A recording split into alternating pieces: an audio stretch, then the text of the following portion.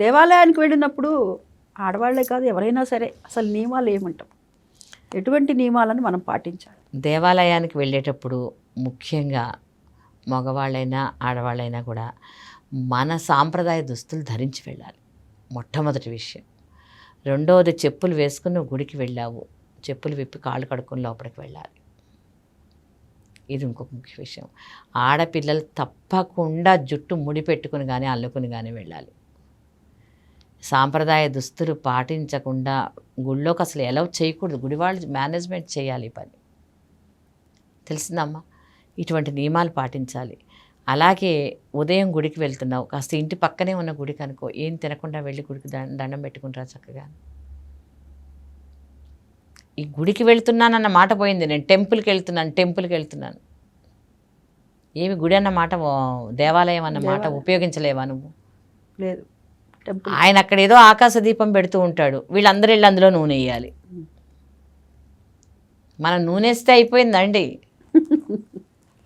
మనం నూనె వేసేస్తే అందులో అయిపోయిందా? అది ఎవడో కొనుక్కొచ్చిన నూనె మనం వేయడం ఏమిటి అసలు?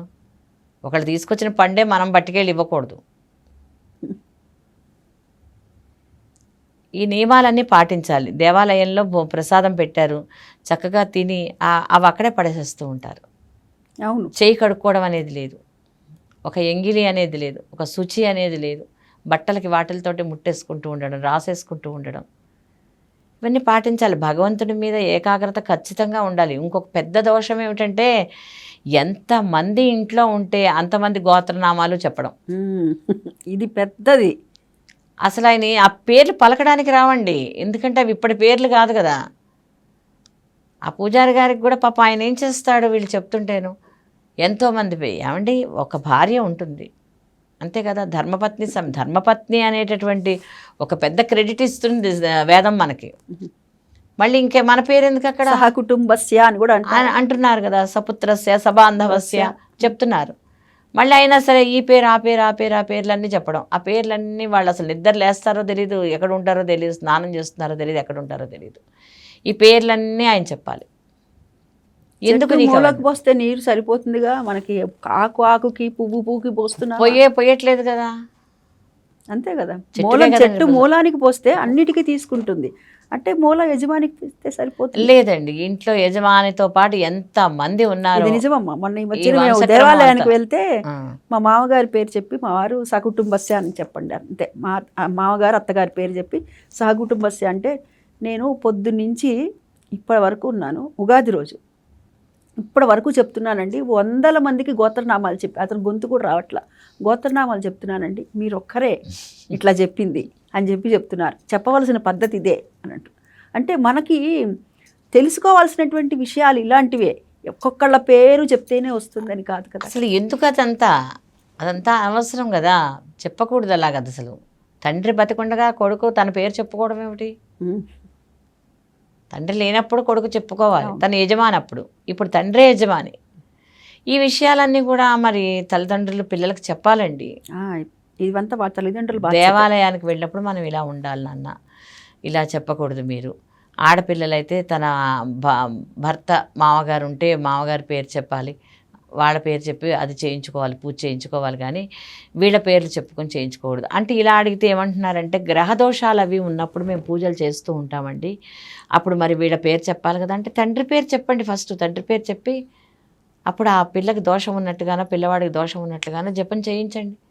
అప్పుడు అట్లా పిల్లవాడి పేరు మీద చేస్తారు కదా అది అని. ఇంకా దీంతో పాటు ఇంకొక కొత్త వ్యవస్థ ఏమిటంటే ఈ హోమాలు. ఇంకా ప్రతి వాళ్ళు వెళ్ళడం, హోమాల దగ్గర కూర్చోవడం, హోమం చేస్తాం, హోమం మీద కూర్చున్నాం అని చెప్పేసి హోమాలు ఎక్కువ. ఈ హోమాలు అనేది ఎప్పుడైనా సరే మీరు ఒక్క విషయం అందరూ గుర్తుపెట్టుకోవాల్సిన విషయం ఏంటంటేనమ్మా, మీరు ఇంట్లో 100 నైవేద్యాలు పెట్టినా భగవంతుడు వాటిని చూస్తాడు. అక్కడ నువ్వు అడిగి చెప్పాల్సిన విషయం ఏంటంటే, భగవంతుడా నువ్వు ఇన్ని పదార్థాలను నాకు తినే యోగ్యతను కలిగించావు, ఇగో నేను వండి అందరికీ ప్రసాదంగా పెడుతున్నానని చూపిస్తావు, కానీ అవేమి భగవంతుడు తీసుకోడు. హోమం రూపంలో అగ్నిహోత్రుడు తీసుకువెళ్ళి ఇంద్రుడికి ఇస్తే, నువ్వు ఏ దేవతలకి ఆవిస్సుని ఇస్తున్నావో ఆ దేవతకి పట్టుకెళ్ళి ఇస్తాడు ఇంద్రుడు. దానికోసం హోమం చేస్తారు. దాని దగ్గర మళ్ళీ నువ్వు వెళ్ళి ఎక్కడెక్కడ తిరిగి వస్తావో తెలియదు, ఎక్కడ ఉంటావో తెలియదు, ఎక్కడ ఉంటావో తెలియదు, ఏం తింటావో తెలియదు, తీసుకొచ్చి నువ్వు హోమం చేయడం. దానికి ఒక బ్రహ్మగారు ఉంటారు, అది ఆయన క్రియ, ఆయన చేస్తారు, అది సమర్పణ చేస్తారు. నువ్వు చక్కగా కర్తగా కూర్చో అక్కడ, అంతే. ఇంకా ఎక్కడైనా హోమంలో ఏదన్నా వేయనివ్వకపోయారంటే ద్రవ్యాలు ఆ బ్రాహ్మణ పని అయిపోతుంది అంతే. ఇవన్నీ మనం చేసుకునేటటువంటి మైనస్ మార్క్స్ అండి, ఇవన్నీ పోతూ ఉంటాయండి మన దగ్గర నుంచి. ఈ పిల్లలకేమో పాపం వాటి గురించి పూర్తిగా అవగాహన ఉండదు, తెలియదు, వాళ్ళకి విసుగొచ్చేస్తూ ఉంటుంది. మనం ఎందుకు చెప్పండి, హోమాలు కృతులు చేసేవారు పెద్దలు ఉంటారు, వాళ్ళు చూసుకుంటారు, అవన్నీ మనకు అవసరం లేదు. ఈ విధంగా మనం చేసుకుంటూ వెళ్ళడం వలన ఎంతో నష్టపోతున్నాం సమాజంలో ఈరోజు. అది